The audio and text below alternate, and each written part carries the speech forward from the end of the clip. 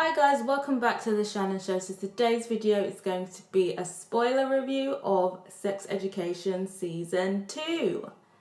I didn't do a review of Season 1, but just to let you guys know, I loved Season 1. It's really great to see British teen shows on Netflix because most of the time in terms of young adult content, it's very American and I enjoy it, but it's nice to see a British teen production. I'm hoping there'll be more of them because it seems like it's just kind of sex education in terms of original Netflix content. But yeah, so it's been quite a season. There's been some highs, there's been some lows. The ending again, the ending. I felt like it was a good ending, but you know what? I thought it was gonna go a bit differently, but we'll talk about that later. I already know this is going to be a long review. So, get your snacks ready. So obviously recapping of last season, Maeve was going to tell Otis about her feelings for him, but she was too late because he decided he was going to be with Ola. He also got over his fear of masturbation. Adam and Eric hooked up, but Adam got sent away to military school. So we don't really know where that relationship was going to go at this point. And Jean and Jakob start a relationship, which is a big deal because usually Jean doesn't commit to anyone. I think first we should get into kind of the character storyline. So obviously let's start off with Jackson's storyline. I feel like obviously Jackson is heartbroken because him and Maeve broke up because obviously Maeve realised her feelings for Otis, and Jackson is still kind of pressed about that. I feel like he still cares about her though because obviously he tried to get her back into school. I actually liked Maeve and Jackson together. I think I prefer them more than the idea of Maeve and Otis. But what do you guys think? Would you prefer Maeve and Jackson back together, or do you think she should be with Otis? Let me know what you think. Carrying on the themes from last season, he's feeling the pressure of having to be the best swimmer, the perfect swimmer, and it's feeling a lot like he's living his mother's dream for her. The pressure of being the best swimmer is just a bit too much for him, and obviously on top of that, he now has to sacrifice other parts of his life. Obviously when you are a teenager, when you're in sixth form, lots of things are going out, and if you're committing to a sport, then you're missing out on a lot of things. And I feel like obviously all of that stuff was suffocating him. I thought he was just gonna sit down with his parents and just say, I don't really want to do this anymore. But obviously he took it to the extreme of intentionally injuring himself. And I guess it kind of highlights the extent of his anxiety, because I feel like other people would either just tell the truth to their parents, or, fake a broken arm, or make up an elaborate lie, throw a race. But to take it to the extreme of breaking your hand so you can't swim, I guess really highlights the amount of pressure that he was on. And yeah, the scene was just shot really beautifully because you see him looking at the weights, but it's just kind of like, I thought he was basically checking the weights to see what kind of weights the other guy was pressing and seeing if he was going to copy that. But then when he and then obviously you hear the heartbeat, the kind of soundtrack in the background is kind of speeding up, and you're just kind of like, is he gonna put his hand in it? No, he's not. And then he does it, and I guess it highlights how much pressure parents put on their kids to the point where they're taking it to such extremes. When he's in his cast, 6 weeks, and he's not swimming, he completely changes. He's so much more carefree. He doesn't have to stress about things. He finds a new passion. He gets into acting. He makes a new friend, Vivian. And then as soon as the cast comes back off, you just see him tense up again. You see him getting really anxious again. Obviously, Vivian becomes very concerned about him when he basically confesses that he broke his own hand. And she takes the decision to tell his parents about it. Now, if you were Jackson's friend, would you have told his parents about it? I would have sat on it. Because Jackson said that he was going to tell his parents that he didn't want to be a swimmer anymore. So I would have sat in it until then. If he had then harmed himself again in order not to swim, then I would have had a word with an authority figure that could speak to him or his parents. I wouldn't necessarily say that she did the wrong thing, but if I was Jackson, I would have been very pissed off with her. But what would you have done in that situation? Do you feel like Vivian did the right thing, or she should have gone around things the other way? But either way, you know, the parents took him to counselling and they had a heart to heart, and now he doesn't have this pressure on him. And I guess it's basically saying that, you know, maybe children should try having a dialogue with their parents and rather trying to please them all the time and suffer in silence. But I think it doesn't take into account that sometimes that is just not the case. Like, even when you try and talk to your parents, they just don't listen. But yeah, that was a cute little storyline. And then obviously the new character, Vivian. I like Vivian. Obviously, in the last season, I heard a lot of people saying that they wanted a dark-skinned black girl in there. They wanted that representation. I'm not sure if the writers intended to write her in anyway or whether they listened to the audience. There was quite a few castings this season with representation in mind. But of course, I'll go more into that obviously as we get into the depths of this review. I liked her, but one thing that I didn't like is that obviously she's dark-skinned, she's a bigger girl, but, you know, she says, you know, girls like me, boys don't find me attractive and stuff like that. It's just like, I feel like the narrative is slightly tied, but granted, I don't think there's anyone who doesn't have insecurities in that show, but I just felt like it was very, I'm black, I'm fat, so that's why I think I'm undesirable. It's very rare that you see a piece of media where there is a fat black woman who loves themselves unapologetically, and I've never seen it in British media. So it would have been nice. At the same time, at school, a lot of the black girls that I know at school feel that great about themselves. But yeah, what do you guys think? But obviously she's smart, like Oxbridge and Cambridge smart. And they have a storyline where she likes this guy from her quiz team, but he just turns out to just be an uptight snob who's just all about his jukebox, so she kicks him to the curb, and I was like, yes. But yeah, you know, her and Jackson did get pretty close. There wasn't any romance, it was purely on a friendship level. Would we like to see Jackson and Vivian together?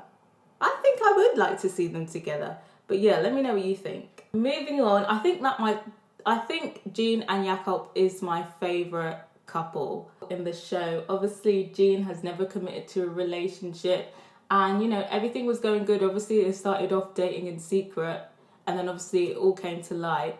But then Jean cheats on Jakob. Why did she do that? With her ex-husband who ate shit. I was very disappointed when she did that. But the thing is, because obviously we now know she was hormonal. Was it because she was hormonal? Maybe that's why she succumbed to it. Was it just because, you know, her and her ex-husband had history? But obviously that ruined things. Obviously at the end, they don't actually get back together. There's promise of them getting back together, and I think they probably will now that we know that Jean is pregnant. And I'm assuming that Jean's going to keep the baby. Do you feel like now, when they get back together, she's not going to cheat on him anymore? Or do you feel like it's just in Jean's nature to be a cheat? And, you know, normally I'm just kind of just like, you know, a tiger never changes his stripes. And, you know, Jakob shouldn't take Jean's cheating ass back. But I like them together. And I want Jakob to take Jean back. Do we stan Jean and Jakob, or do you feel like Jakob is too good for Jean? I feel like Jakob is too good for Jean, but I still want them together. So before we get into the love triangles of this season, just talk about, I guess, Otis and Maeve individually. Obviously, Maeve has just had a rough 2 seasons and a rough life period. I guess we always kind of knew about Maeve's upbringing. You know, her parents were addicts. They weren't really in the house. Her brother was a criminal, and she's just kind of the shining star of the family. She goes against the grain. She's a working class girl who's incredibly smart and talented. It seems like she's always putting everyone in her family before her, despite her having so much potential. You know, I kind of have like a love and hate relationship with Maeve's character, because I do feel like her character is unnecessarily rude sometimes, but then I also love it at the same time. But obviously Maeve, she was expelled, and she decides that she wants to get back into school. And I feel like they put a blonde wig on her before she dyed it brown, before she dyed her real hair brown. But yeah, it was nice to see the back of that wig, because that wig looked that wig looked raggedy. But anyway. But yeah, I like her with the brown hair, but I did like her with the blondie pink hair as well. And obviously Mr. Groff is just being a dickhead and not letting her in. So she takes things to extremes and starts reading out the essays that she wrote for everybody's cheating ass on the speakerphone. If Maeve is anything, she's a bad bitch. I've got to respect her. I've got to rate Maeve's hustle. But then obviously the teacher did help her a lot. Also, I liked how, because obviously she's in the gifted program now, which, you know, the majority of the people in there are middle class. I think she's the only working class person in the gifted program. And, you know, she kind of sticks out like a sore thumb. And you kind of get the feeling that they kind of look down on her as well, because even though she's clearly smart, they kind of just view her as the working class outcast girl. Of course, elements of the class is in there, because I feel like the middle class members of the quiz team thought that they were better than her. And as a working class person, when you're functioning through those places, I kind of feel like that's the case. It's like, that's my experience as a working class person functioning through middle class places. They often think that they know it all and they're better than you. Obviously, by the end of it, they all put their differences aside and they all recognize each other's strengths and weaknesses, and they come together and collaborate. Yeah, obviously there is some drama for Maeve. Her drug addict mother comes back. She says that she's clean. Maeve lets her back into the house again, and she befriends her neighbour, who's basically just doesn't trust her mother. Obviously her mother's been claiming that she has a job. So obviously the neighbour spies on the mother. The neighbour Isaac spies on the mother, and it's basically found out that she's been faking going to work. And the thing is, her mum is a rookie, because if you're faking going to work, then you're actually faking going to work. You can't be coming back 10 minutes later and then going back out 10 minutes before everyone's meant to be home. You know, professionals that are faking having a job would go to a coffee shop somewhere, stay there for 8 hours, and then come back home. Rookie move. And obviously, there is a hard decision to make for Maeve in this season. Obviously, when she finds out that her mum is using again, obviously, her mother has custody of her little sister. She's very young. She makes a decision to call social services, and her little sister is taken away. And that is a big decision to make, to actually put your little sister into foster care. I don't really think she has the intention of fostering her little sister or being a guardian for her. And you know what? I think it was the right decision. Her mum obviously just wasn't getting a job. She was going for a job interview every day. Well, she obviously wasn't going for no job interview. You know, she's dropping the child off at neighbours, and it's just like, she's not going to work. So obviously she's just dropping her child off. She could go off and use drugs. Maeve has prospects. So if she was now to give up her life to be the primary carer of her little sister, that probably would have messed up all of the opportunities that Maeve was going to have in the future. And I feel like she just made a decision that it's either me or my sister, and I choose myself. And I feel like I can respect that decision that she made. I don't think her sister would have benefited from being in the care of her mother. And if, like I said, she took on the primary care role, she would have to given up all of her. She would have essentially had to give up her life. And I feel like, looking at her mother, she didn't want to become her or become a version of her. So she chose herself. But yeah, that's a tough decision to make, to put your little sister into foster care. It's a system, and especially when it's a system that's notoriously bad.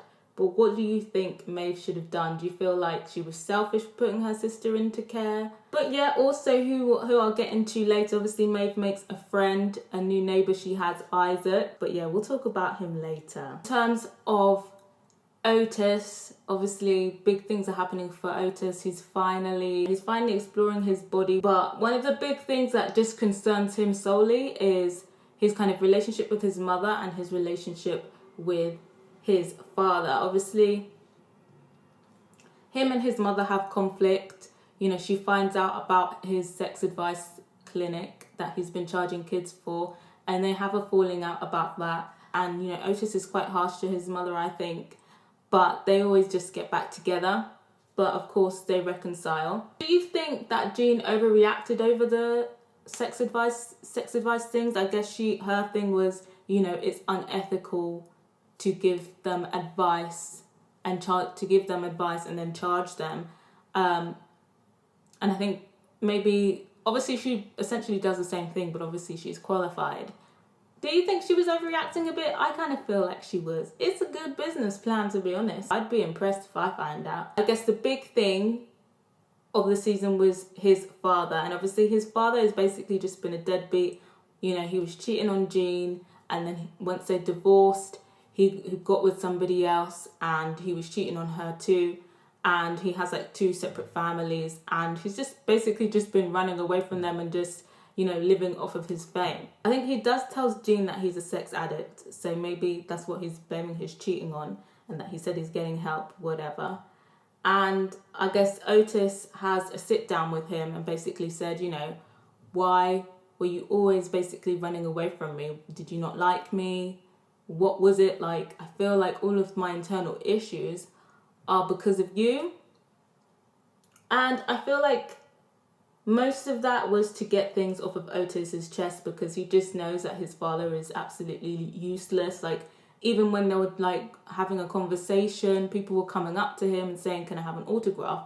And instead of saying, oh, you know, meet me here later or like not right now, he just signs it. So it's just very clear that his father is just very selfish. The point that Otis realised that his father is not even worth this reconciliation, because he was being a bit selfish. He was being a bit mean to his mum. But yeah, let's just do it. Let's dive into the love triangle. So obviously this season there's kind of been a love triangle / love square, but the main love triangle, I guess, has been there's been two separate love triangles actually, but let's talk about the Maeve, Ola and Otis love triangle. So obviously the season starts off, Ola and Otis are together. I knew they weren't endgame. You know what? I shipped them at the end of last season. I was like, oh my gosh, I think I prefer Ola and Otis together rather than Maeve and Otis. But then, you know, from the beginning of the season, you already knew they weren't endgame. And I initially thought that they were gearing us up for Otis and Maeve. And I was just like, oh, of course, Otis and Maeve are endgame. Like, of course they're just going to end up with each other at the end of the season. See, telltale signs. Obviously, Otis couldn't get it up when he was with Ola. He put it down to, you know, maybe he was masturbating too much, but I just think that he wasn't that attracted to Ola. I guess whilst Ola and Otis are together, I guess Maeve is just becoming, I guess, do you think when you see somebody that you like in a relationship, it heightens the emotions? I think so. I guess that's what was happening with Maeve. The more that she was seeing Ola and Otis together, the more that she wanted Otis. And of course, as things with Ola and Otis progress, it seems like Maeve's feelings are getting more intense, and she decides to tell Otis her feelings. By that coincidence, she decides to tell him the day that he was going to lose his virginity to Ola. And then obviously, as they were trying to do that, he was just distracted. And then obviously, he confesses to Ola that Maeve confessed her feelings for him. And now Ola is pressed. And you know, it's totally understandable that Ola is pressed, because Maeve has always been that girl, you know? And Ola has always suspected that Otis likes her as well. Then Ola goes on this, well, it's either me or her. And I feel like people do this in real life, but I just feel like it's either me or her never works. Because you know what? People are their own people. And if they like this person more than you, whether they try and suppress it, eventually it's all going to come out and they're probably going to leave you for that person if that person is willing to take them. What do you think about that? Do you feel like people should be able to set boundaries and say, I don't want you seeing this girl anymore, I don't want you seeing that boy anymore, I don't want you seeing them anymore? Or do you feel like at the end of the day, people are going to do what they're going to do? They're either going to stay faithful to you, they're going to stay faithful to you, or they're going to cheat on you, and there's nothing you can do about that. Where do you stand on that? So then Otis decides, I didn't think Otis was actually going to pick Ola at this point. I felt like he was just going to be like, you know what, Maeve finally admits that she likes me, I can't believe it, I'm going to be with Maeve.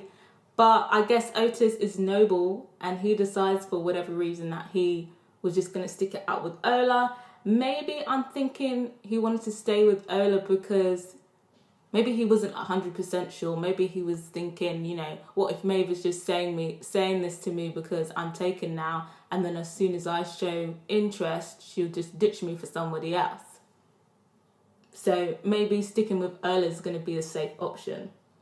Then Ola throws a spanner in the works by kissing Lily and then breaks up with him and pursues a relationship with Lily. So then obviously Otis throws that house party and then he gets drunk and says his true feelings, and they were just very harsh. Like, honestly, in real life, I'm not sure whether, if this was a real life situation, I don't know if Ola and Maeve would have just stood there and took that shit, because he was cussing them out. Honestly, how can you stand there while your ex is saying he liked that girl more than you, but he chose you instead? Like he was doing you a favour. Savage. Otis is a little savage, you know. On top of that, he's saying, oh, he deserves better than both of you. I don't think in real life someone would have stood there for that whole speech. I think it would have been more realistic for both of them, or at least one of them, to storm out. Or at least throw something at him, like a drink. Ola is already over it anyway at this point because she's already broken up with him. But obviously Maeve is just like really hurt because she still likes Otis. Even though Otis was a total dickhead, I did think Maeve was going to forgive him. And, you know, to be fair, I can understand why Otis would feel some type of way, because Maeve has been hot and cold. You know, sometimes, you know, she just call him like a dickhead and stuff for no reason. I know that's just how she is, and she doesn't mean it most of the time. But I could see why Otis felt at that moment that she was taking him for a dickhead. And then, of course, he did bring that guy to the party as well.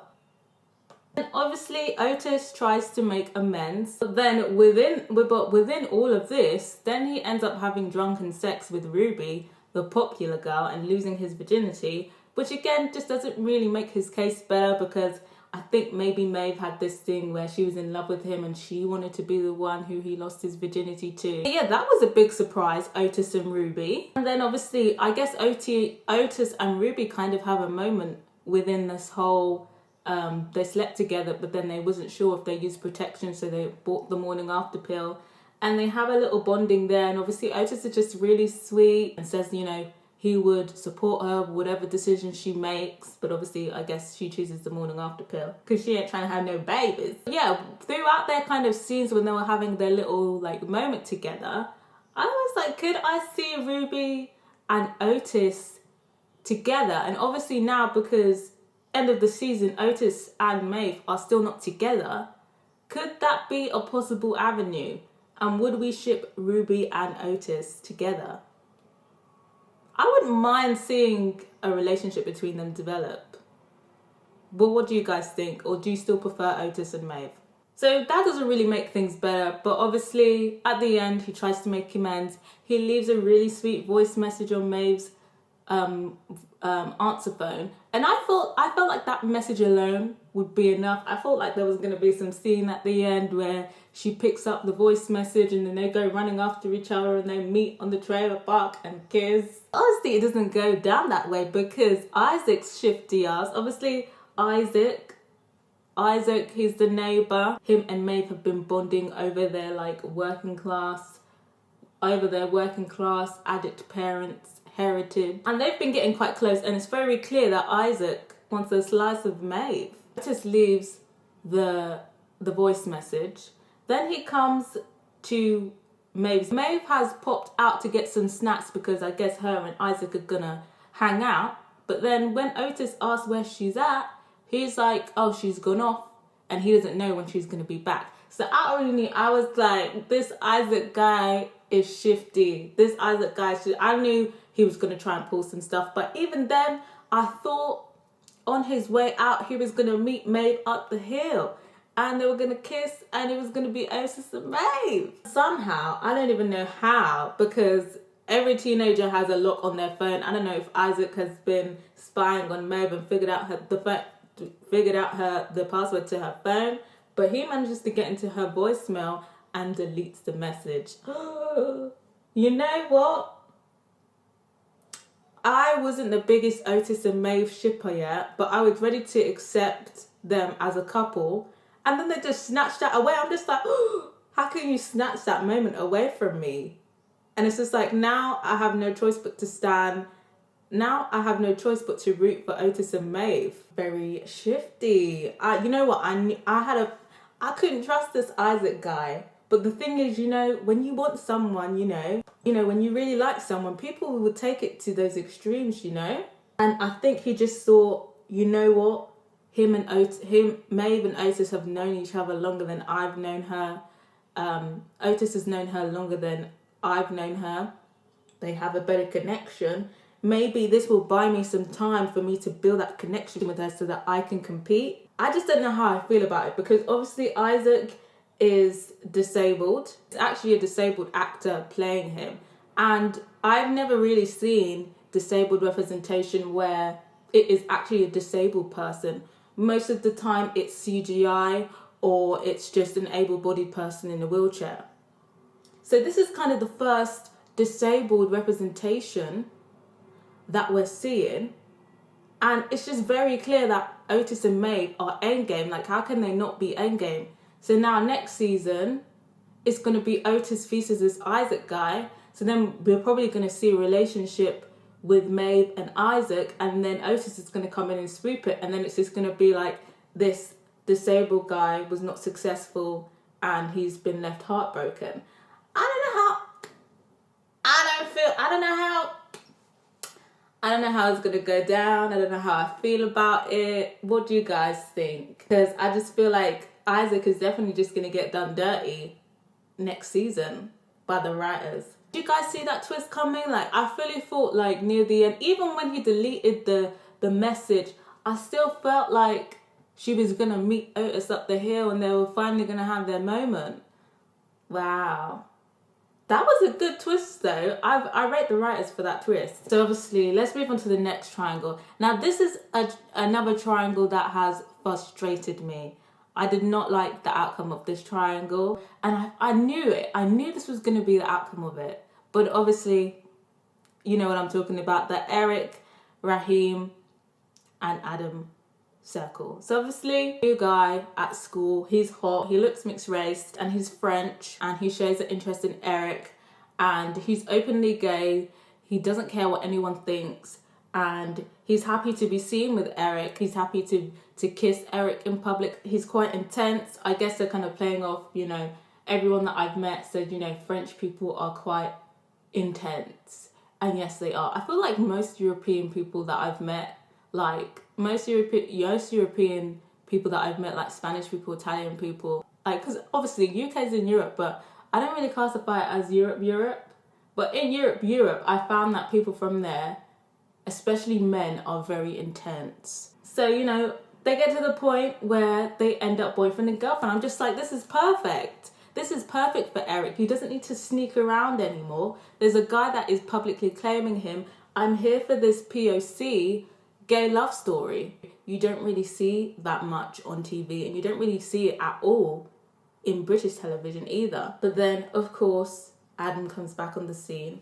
He gets kicked out of military school. I'll speak more about Adam later, but obviously, yeah, he gets kicked out of military school. He's working in the shop that Raheem just happens to live above. Adam, you know, at first he's kind of closeted.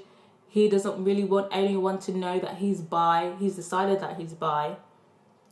And, you know, in public he ignores Eric, but then he wants to take him in the back streets and smash shit and kiss. And Eric is just entertaining it, and I just don't get it, because obviously Adam was Eric's bully. I don't know whether it's this bully fantasy or Eric feels sorry for him. I just don't get the appeal of Adam, and I just don't get it. So he confides in Otis about everything, and Otis basically tells him straight, like, what the hell, like, Raheem loves you publicly. You know, Adam wants to sneak around after he treated you like shit. Like, clearly the obvious option is to go with Raheem. You know, Otis said that, you know, Eric was self-hating. And I kind of feel like maybe there is an element of that. I don't think Otis was wrong. I feel like Otis was spitting straight facts. It just became very clear that he was going to pick Adam when his mum said that he didn't think that Raheem was right for him, when he was like looking at the smashed glass, when him and Adam were just speaking in public and laughing and giggling. I was just like, he's gonna pick Adam. Adam then basically, I guess he doesn't say it. He just says, hold my hand to Eric. And then Eric holds his hand. And then Eric holds his hand. But I guess it was him basically saying that he likes Eric publicly in front of everyone. And Eric just takes the bait just like that. And obviously Raheem. And the thing is, what hurts the most for me is that it's just so distasteful. Like, he did it right in front of Raheem. Raheem was just like, don't do it. Don't do it, Eric. And I was just sitting here watching like, don't do it. Don't do it, Eric. Please. Eric he goes and holds Adam's crusty ass hand. And that's it. That's Raheem and Eric over. That's the POC gay relationship over. I'm very disappointed. But what do you guys think? Can you ship Eric and Adam together? Or do you feel like he's made the wrong decision and he should go back to Raheem? Let me know. What do you think it is about Adam that Eric likes so much? How do we feel about Adam? I guess he's kind of had it a bit rough. But I feel like most of the issues in his life has been brought on by himself. You know, he didn't make an effort in school. He was a bully at school. So his dad sent him to military school. Granted, that wasn't really his fault at military school. Yeah, it was quite interesting actually, him being at military school. Obviously, he probably had the potential to excel in military school. And then obviously there was that scene where he was smoking with some guys and they were all saying how they all loved their girlfriends with the big tits and like presenting as hyper-masculine. He caught them hooking up. Obviously the two guys that he was trying to be hyper-masculine with, he caught them hooking up, and then as retaliation, I think, or out of fear of being outed, they planted drugs in Adam's bed to get him expelled. Now granted, he could have just said, they're not my drugs, they're trying to pin it on me because they're both gay and they think I'm going to snitch on them. But I think maybe the reason why he took the rap is because he didn't want to out somebody, because he kind of knew what it would feel like to be outed if somebody outed him. But either way, that was stupid. I would have sung like a bird. Anyway, yeah, obviously now he wants to snitch after he sees his dad. He's like, I don't want to go back home. But it was just too late. Then again, you know what? Even though Adam's dad is a dickhead, dad actually did try and provide opportunities for him. He got him a job. But he didn't let him back into school because Adam did ask to like be brought back into school, but his father said no. And I feel like, I'm not sure what he was trying to teach him there. I feel like if he had the power to, he should have just let him back in school. And I think maybe that's what might happen that's what might happen next season. He'll probably end up back in the school. Yeah, even though they had this thing where he made friends with Ola, and obviously now he's confessed his feelings for Eric, I just don't think he's a likable character. I really don't. I'm not sure if that's the way that he's written or whether it's the actor, but he's not a very likable character. But yeah, what do you guys think of Adam? Do we like him? Do we not like him? Is he just kind of meh? Let me know. So then, moving on, obviously, we have another queer relationship. Lily and Ola get together. I did kind of get queer vibes from both of them, so it wasn't really that much of a surprise. I wasn't entirely sure if they were going to end up with each other. I just kind of thought of them separately. Obviously, you know, their relationships have up and downs, but it seems like they are in a solid relationship. And yeah, I like them together. I like Lily's character. Lily's one of my favourite characters. Yeah, were any of you guys surprised with Lily and Ola's hookup? I was semi-surprised, yeah. Another character that was shown a lot, I guess, in this season was Headmaster Groff. And you know what? I feel like every head teacher, and he's kind of just like the stereotypical misogynist, classist head teacher. You can tell he's just a miserable man, and he doesn't like when women have more authority than him. Very selfish. He doesn't want to please his wife. He doesn't want to make sure that his wife is satisfied. He's just been going around doing evil things. So at the same time, it's not really a surprise that Adam is so unlikable, because look at his dad. But at the same time, I think he is quite self-conscious, because obviously when he stole Jean's diary and he was photocopying and exposing everyone's sex therapy notes, he took out his wife's sex therapy notes that basically was just ripping into him. So it's clear that he is very self-conscious. Obviously, his wife has chosen to divorce him. He does eventually ask her to take him back. You know, he doesn't really beg. He just kind of asks. And it's just the kind of thing where he wants to keep up this facade. And he wants to keep up almost this facade, because I feel like he really does miss his family. But he feels like it'll probably make him less of a man if he fights for his family and fights for his wife. So therefore, I feel like whatever misery comes to him is deserved, and I hope he does get fired. What do you guys think, dudes? Does anyone kind of feel sorry for the headmaster? You know, he's there sleeping in the office, looking quite sad. You know, he doesn't really have a good relationship with his son. What do you guys think? I don't feel sorry for that guy. So, in terms of topics, in terms of sex education and relationship education that the show touches on, which I thought it was kind of good to highlight, was the mass hysteria and the moral panic surrounding around STDs. Obviously, there was a quote-unquote chlamydia outbreak. Some of the students got chlamydia, and people were going around with masks thinking that they can catch them. So, you know, we learned some key facts. Obviously, the only way that you can catch chlamydia is through the exchange of sexual fluids. And it just kind of highlighted the lack of education, and not just in teens, but in parents as well. And also kind of the slut-shaming element and the sex-shaming element, which can lead to people just not getting checked out or not wanting to disclose their status with other people. I feel like that was a good inclusion to have in the show. Sixth form for me hasn't been that long of a way away, 4 years ago. Most people would just kind of assume that you were careless or you were sleeping around, like, oh, or it was like an embarrassing story, like, oh, like, I can't believe they caught chlamydia, like, ew, they caught chlamydia. It wasn't kind of seen as a way of life, or like an illness that you go through, like the flu, that, you know, you get, and once you get treated, it's gone. It's kind of just like, it's like a label that sticks. I feel like there should be more education, because from my experiences is that even at sixth form, when people are like 17, 18, people are immature. And yeah, for those of you who don't know what sixth form is, it's basically the equivalent of the last 2 years of high school. It's just like a different section. So often you'd go to a whole separate school. The topic that they bring up is cum face and like people being self-conscious of it.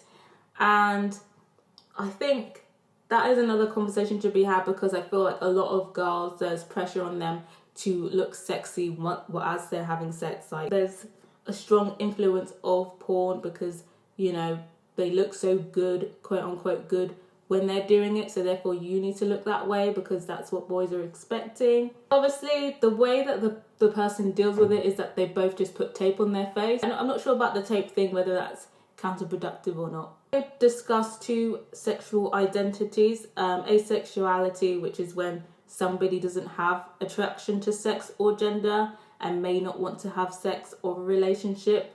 But there's different strands of asexuality. Like there's some asexual people who want to have companionship and want to have relationships.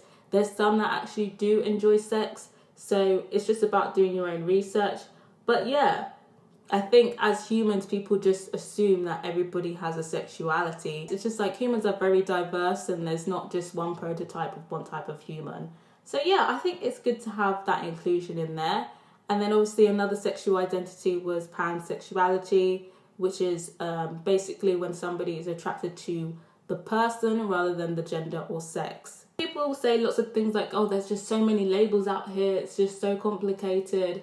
I don't really think it is. I just feel like everyone should be concerned about their own sexuality, and that's that. I don't see the difference in having different labels so that people who may be confused about their sexuality might be able to find something and say, hey, this looks like a bit of me. Yeah, I think it was good that they had that inclusion in there. A lot of people do see the person first rather than their gender or their sex when you're getting to know each other. I do think it's probably a bit more common than people think. And then of course, sex toys, it's a bit late. I would have thought they would have introduced that into the first season, but of course they kind of introduced that into like solo pleasure, and taking control of your own sexual pleasure and not having to rely on somebody else or having to even rely on your own hands. They also touch on gay virginity as well, which I thought was quite good because most of the time with virginity they focus on heterosexual virginity, and we learn about douching, which is a common practice amongst gay people, and it just like cleans out your bowels, so it's just a clean process once the anal sex takes place. Yeah, I feel like that was a cute little inclusion. Again, that's the first time I've ever really seen that type of representation on TV and on British TV at that. Most of the time when I do see it, it's usually centered around girls rather than boys. And then also like the morning after pill. Obviously, morning after pill, for those of you who don't know what it is, my understanding is it would stop any egg that may have become attached or something like that, or halt or stop the fertilization process before an egg would start growing or forming. In the show, he wasn't allowed to get it. Obviously, Otis offered to go get the pill, but he wasn't allowed because he was a man. But I researched it, and in most chemists, as a man, you could get it for your girlfriend if your girlfriend didn't want to go in. And I thought it was really cute that he stayed in the shop with her while she got it. Another kind of big storyline was Amy's sexual assault on the bus, and her kind of coming to terms with that, because sexual assault becomes in all different forms. It's not just the extremes of rape. It can come in different forms, and I feel like some sexual assaults are even normalized, or it's easier for some people to just simply sweep it under the rug, forget about it. So groping, smacking people's bums, touching people's bums, thinking you can be sly and rubbing your hand against people's bums, those are all examples of sexual assault that people may think as quote unquote low level, or not necessarily think that it is sexual assault, but it is. Obviously, her sexual assault, somebody masturbated on her. I think most an important point is that she was on a public bus and nobody, including the bus driver, did or said anything, because it was clear that she was in distress. It was clear that she needed help, and nobody really did anything. And I feel like that is the kind of the culture that kind of normalizing things, because there's been so many instances when I've been at a bus stop and I've been like 16, 15, and this 30 or 40-year-old guy had thought that he could come up to me and put their arm around me and think that they can try and put their hands in places. And it's clear that I've been very uncomfortable, but nobody has said anything, or people are visibly looking away. You can see people visibly like moving away.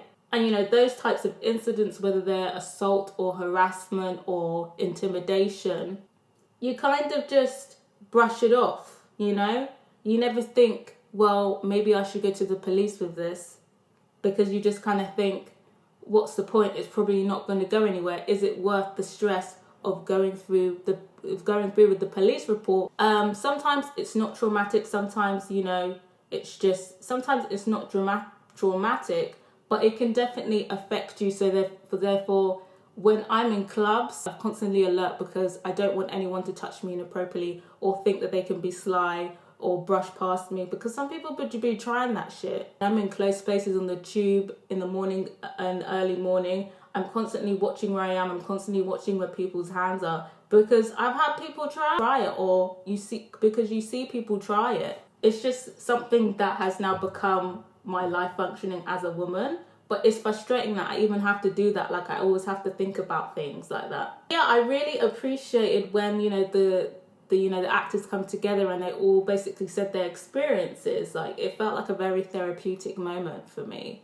We see the aftermath and we see the effects. She doesn't want to go on the bus anymore. She's walking it everywhere. And where they live in the countryside, it's like you either have to have a vehicle or you bus it everywhere. And, you know, she doesn't really want to be touched. It's affected her relationship. And, you know, these things can affect various things of your life, whether it's, you know, you mentally or physically or emotionally, or just like, you know, your sense of carefreeness, that can be affected as well. I feel like they really addressed that very well. They addressed it very well with like the court process, and it was lovely to see Maeve there, her have some friends, her have support. It was very lovely to see that, because most of the time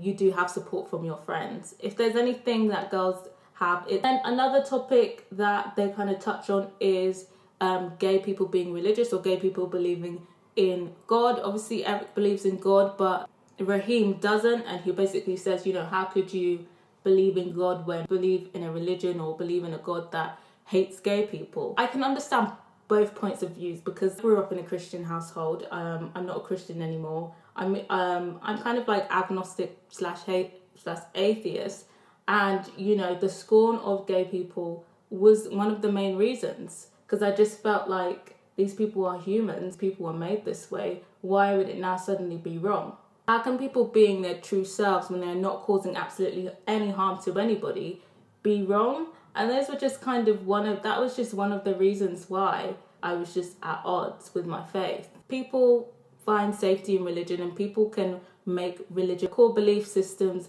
in these religions is love. And I feel like I can totally understand why a gay person might want to still believe in a God that is all about love. And just like I can understand why somebody who's gay could not have faith. What do you guys think on the topic of gay religious people? And also, I feel like the show was advocating smash therapy, like just going to, you know, a safe space and just smashing things. And yeah, you know what? I would really love to do that. I might have to like find somewhere where I could just smash stuff and like let out all of my frustrations.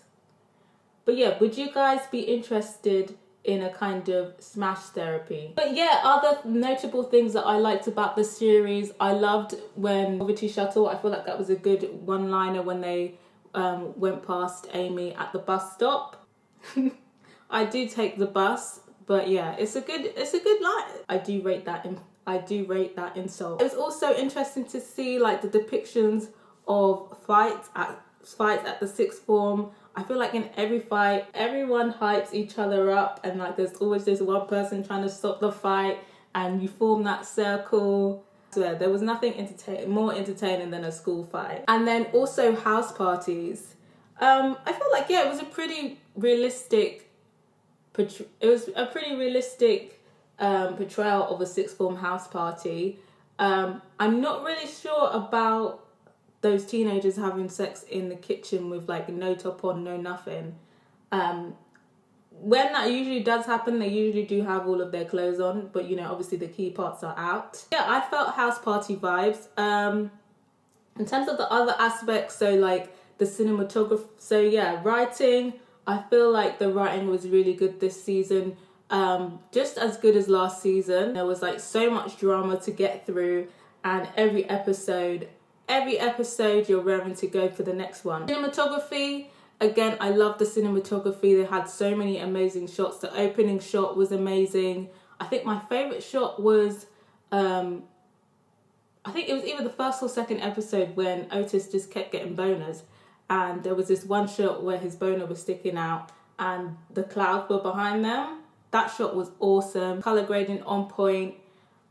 Just so many beautiful shots that I was just like, wow, like I'm stealing this for my mood board. Love the soundtrack. Yeah, I loved everything really. Obviously, I would have preferred, I would have preferred things to go differently for some situations, but obviously I respect the writer's work.